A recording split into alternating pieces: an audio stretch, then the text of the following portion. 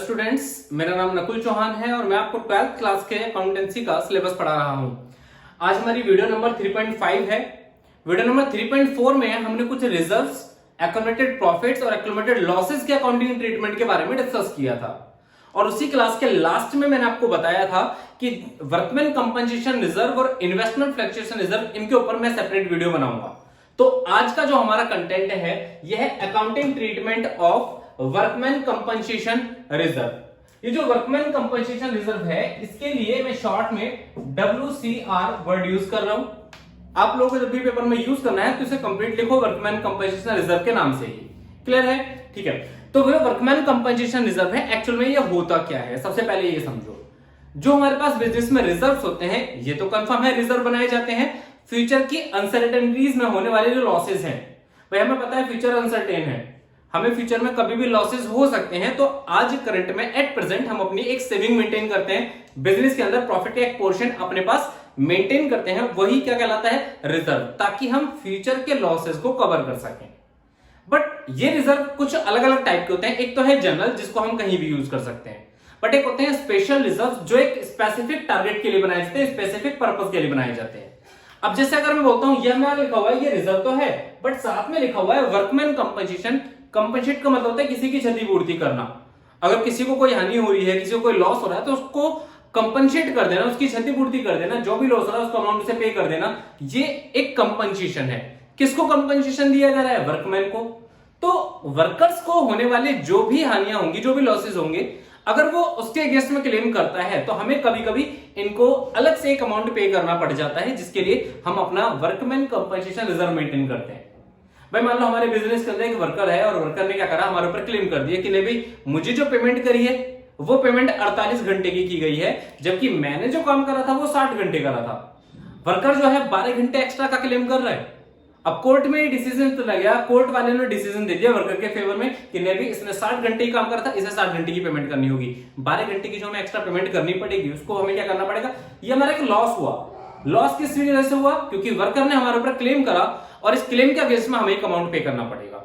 ये अमाउंट हम कहां से पे करें? तो इसी के लिए हम एक रिजर्व बनाते हैं, क्योंकि उस वर्कर को एक लॉस हुआ था, एक हानि हुई थी, उसको कंपनसेट करने के लिए हमने एक रिजर्व बनाया, जिसको नाम दिया गया वर्कमैन कंपनसेशन रिजर्व।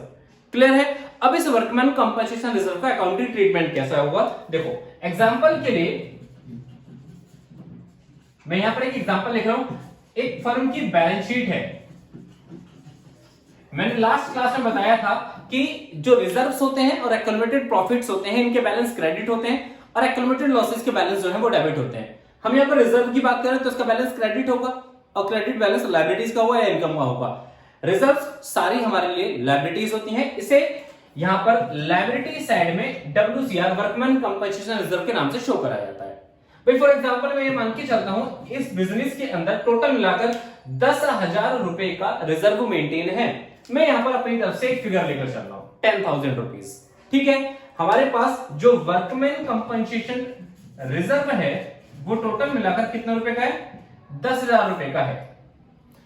हो सकता है ये रिजर्व हमने मेंटेन तो कर लिया, बट इसके अगेंस्ट में कोई वर्कर क्लेम करने आया ही नहीं हमारे पास। मतलब ये रिजर्व जैसा था वैसा का वैसा हमारे पास मेंटेन है। अब अभी बिजनेस में रिकंस्टिट्यूशन चला, तो रिकंस्टिट्यूशन पर रिजर्व और एक्यूमुलेटेड प्रॉफिट और लॉसेस के भी ट्रीटमेंट होते हैं। तो हमें क्या करना होगा, इस रिजर्व को जब कुछ भी मेंशन ना हो तो ये मान के चलते हैं इसके अगेंस्ट में कोई क्लेम नहीं हुआ, या फिर क्वेश्चन साफ साफ कह रहा हूं there is no claim against workman compensation reserve.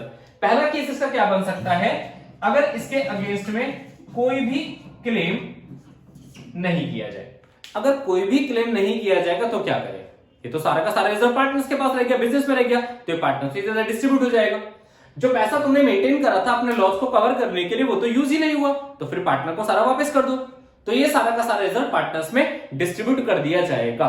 Second case क्या हो सकता है कि जो हमारे पास ये रिजर्व है इसके अगेंस्ट में क्लेम करा जाए, बट जो क्लेम करा गया वो कितने रुपए का करा गया? क्लेम ₹10,000। हमारे पास रिजर्व कितना मेंटेन है? 10,000। क्लेम कितना करा गया? 10,000। क्या अब पार्टनर को मिल पाएगा? नहीं। एक वर्कर ने हमारे ऊपर क्लेम कर दिया और उस वर्कर को अब हमें उसके 10,000 रुपए वापस करने होंगे। इसका मतलब क्या है, इस 10,000 रुपए को हम सारा का सारा कहां देंगे? क्लेम पर। और अगर सारा का सारा ये 10,000 क्लेम पर चला गया तो बचा कुछ नहीं, बचेगा कुछ नहीं, तो पार्टनर्स में कुछ भी डिस्ट्रीब्यूट नहीं होगा। हमें वर्कर को 10,000 पे करना है, इसलिए हमारी एक लायबिलिटी क्रिएट हो जाएगी जो 10,000 रुपए से होगी। ठीक है। थर्ड केस क्या बन सकता है इसमें? जो इसका क्लेम करा गया, मान लो ये क्लेम करा गया कितने रुपए से? 6,000 रुपए से। मैं एक एग्जांपल लिख रहा हूं, फिर इसकी एंट्रीज इन्हीं एग्जांपल से बताऊंगा। रिजर्व 10,000 रुपए मेंटेन है, बट जो क्लेम करा गया वो 6,000 रुपए करा गया। अगर क्लेम रिजर्व के अमाउंट से कम है तो इसका मतलब क्या है? तुम्हें 10,000 में से 6,000 किसको देने? वर्कर को देने हैं, मतलब दिए नहीं, ये पेएबल है, तो ये लायबिलिटी बन गई। बट अभी 4,000 तो बचे ना, 4,000 का कोई यूटिलाइजेशन नहीं है, 4,000 बिजनेस में बचा रह गया, तो ये 4,000 रुपए जो बचेंगे इसको पार्टनर्स में डिस्ट्रीब्यूट कर दिया जाएगा। क्लियर है? और जो लास्ट केस है वो ये बन सकता है कि इसके अगेंस्ट में जो क्लेम करा जाए, ये करा जाए रुपीज, एग्जाम्पल के लिए मान लेता हूं कितना? 12,000। ये क्या शो करता है कि 12,000 रुपए का तुमने जो क्लेम करा है, 10,000 तुम्हारे पास मेंटेन है, तुमने 10,000 की जगह 12,000 का क्लेम कर दिया, तो इसका मतलब क्या हुआ? तुमने रिजर्व से भी ज्यादा क्लेम कर दिया। और अगर रिजर्व से भी ज्यादा क्लेम हुआ तो 2,000 रुपए हमारे बिजनेस को अपनी पॉकेट से एक्स्ट्रा पे करने होंगे। ठीक है, चलो ये थे हमारे एक्चुअल में यही 4 केसेस है। ये first case, second case, third case, fourth case जो मैंने यहां पर लिखे हैं। पहला केस हमारा क्या था कि जब वर्कमैन कंपनसेशन रिजर्व के अगेंस्ट में कोई भी क्लेम ना किया जाए, when there is no claim against workman compensation reserve, तो हमने क्या पढ़ा? इस केस के अंदर हम सारा का सारा रिजर्व पार्टनर्स में डिस्ट्रीब्यूट कर देते हैं। तो सबसे पहले केस में हम क्या करेंगे? जो रिजर्व हमारे पास होगा वो सारा रिजर्व, जैसे 10,000 था, कोई क्लेम नहीं है, तो 10,000 पार्टनर में डिस्ट्रीब्यूट हो जाएगा। रिजर्व का बैलेंस क्रेडिट होता है, और जब डिस्ट्रीब्यूट करेंगे तो इसे डेबिट करना पड़ेगा। एंट्री क्या होगी? Workman compensation reserve account debit to partners capital account. Workman compensation reserve account debit to partners capital account. और ये ध्यान रखना, पार्टनर्स में जो ये डिस्ट्रीब्यूट होगा ये इनके ओल्ड रेशियो में डिस्ट्रीब्यूट होगा। सेकंड, इसके बाद केस जब तुम्हारे पास 10,000 का वर्कमैन कंपनसेशन रिजर्व है, मैं ये एग्जांपल लेकर चल रहा हूं, ध्यान रखना, फिगर कुछ भी गिवन हो सकती है, तुम्हें सिर्फ कंपैरिजन करना है। 10 जो हमारे पास रिजर्व मेंटेन है, क्लेम उसी के जस्ट बराबर कर दिया जाए, ना तो उससे ज्यादा नहीं कम, बिल्कुल एक्यूरेट उसके बराबर करा जाए। अगर क्लेम और वर्कमैन कंपनसेशन रिजर्व का अमाउंट एक दूसरे के बराबर है तो पार्टनर में तो डिस्ट्रीब्यूट होगा नहीं। मुझे पता है अब ये रिजर्व हमें कहां देना पड़ेगा? इस क्लेम पर, तो रिजर्व तो खत्म। तो सबसे पहले हम क्या करेंगे? इस वर्कमैन कंपनसेशन रिजर्व के अमाउंट को कैंसिल आउट करेंगे। तो एंट्री होगी workman compensation reserve account debit to. मुझे पता है ये अमाउंट अब हम पार्टनर में डिस्ट्रीब्यूट नहीं करेंगे, फिर ये अमाउंट कहां जाएगा? ये अमाउंट पेएबल होगा किसको? वर्कर को। और अगर ये पेएबल है तो मुझे आज एक प्रोविजन बनाना पड़ेगा, किस चीज का? वर्कमैन कंपनसेशन का। मुझे वर्कमैन कंपनसेशन को क्लेम देना है ना, तो उस क्लेम के लिए मुझे वर्कमैन कंपनसेशन क्लेम के नाम से एक लायबिलिटी क्रिएट करनी होगी। तो मैं अपनी एक नई लायबिलिटी क्रिएट करूंगा, और वो किस नाम से क्रिएट करी जाएगी? To provision for workman compensation claim account. मैंने यहां पर एक वर्ड यूज करा है, ध्यान रखना, ये जो WCC, मैं सिर्फ शॉर्ट में लिख रहा हूं स्पेस की वजह से, अदरवाइज पेपर में हमेशा तुम्हें से कंप्लीट लिखना है। WCC का मतलब यहां पर क्या होगा? Workman compensation claim. ये हमारे पास सेकंड केस है। थर्ड केस, जो क्लेम का अमाउंट है वो क्लेम का अमाउंट हमारे वर्कमैन कंपनसेशन रिजर्व के अमाउंट से कम है। 10,000 में से 6,000 रुपए क्लेम करा गया, तो 6,000 तो हमें पे करना पड़ेगा ना, ये पेबल है तो हमारी लायबिलिटी क्रिएट हो जाएगी। एंट्री क्या पास होगी इसमें? Workman compensation reserve account debit to provision for workman compensation claim account. अब जैसे मैं एग्जांपल देता हूं, हमारे पास रिजर्व कितना था? 10,000, तो workman compensation reserve account debit 10,000 to work provision for workman compensation claim. Claim कितना करा गया 10,000 के अगेंस्ट में? 6,000, तो यहां पर आ जाएगा 6,000, बचा कितना अभी? 4,000। वो 4,000 कहां जाएगा? जब वो अनयूटिलाइज्ड पोर्शन है तो वो सारा का सारा पार्टनर्स में डिस्ट्रीब्यूट कर दिया जाएगा, तो वो चला जाएगा कहां पर? To partners capital account. और ये ध्यान रखना, इसके बारे में मैंने यहां भी लिखा था, ये जो डिस्ट्रीब्यूट करा जाएगा पार्टनर्स में, ये किस रेशियो में डिस्ट्रीब्यूट करा जाएगा? उसके ओल्ड रेशियो में। ये है हमारा इसका थर्ड केस। फोर्थ केस पर हम आते हैं। फोर्थ केस क्या कहता है कि क्लेम का अमाउंट जो है वो वर्कमैन कंपनसेशन के अमाउंट से ज्यादा है।